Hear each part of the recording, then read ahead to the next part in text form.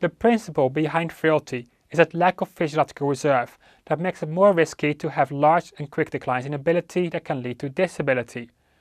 This applies to every system in your body, and as argued by various experts, the 5 domains of the freed frailty phenotype do not capture all of them. One that particularly stands out as missing is cognition, which essentially involves anything to do with processing information in the brain.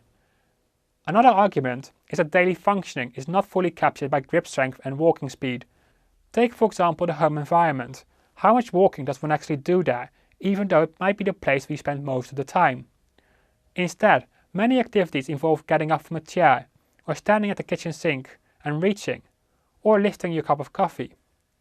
These functional tasks can also be an indication of a person's biological capacity, and for that reason, there's a range of tasks that have been standardized but closely mirror everyday tasks, such as getting up from a chair or standing up when turning. These can also be combined, and one particularly common combination is called the Short Physical Performance Battery test. The Short Physical Performance Battery consists of 3 components that are assessed in isolation: balance, walking speed, and getting up from a chair. So it still includes walking speed, but also adds the dimensions of balance and leg strength.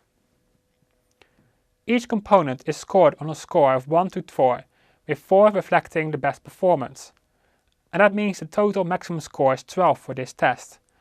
The scoring for balance depends on the ability to stand with your feet in various positions for 10 seconds. The easiest one is with your feet against each other.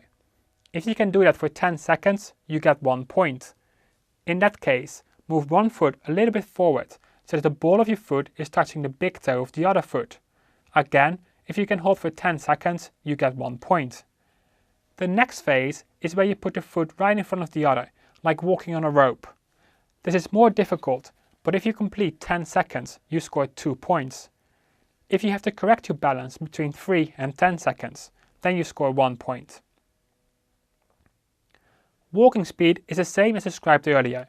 The only difference is that in this case, a gradation is being applied to your time that you take to complete the test. For the chair rises, you time how long it takes to complete 5 of them. The time taken is then again graded to determine how many points you score. Alongside the Short Physical Performance Battery, other tasks also have value. The timed up and go test is very common and for example recommended by the American and British Geriatric Societies. The test is pretty much as its name describes. Sit on a chair, get up, walk 3 meters, turn around the cone, walk back and sit down again. The time it takes to complete is the measure of interest and has been linked to many detrimental things such as the risk of a fall. Then, for dexterity, you could do the 9-hole peg test, where you need to put 9 small pegs into 9 holes and take them back out again, all one by one.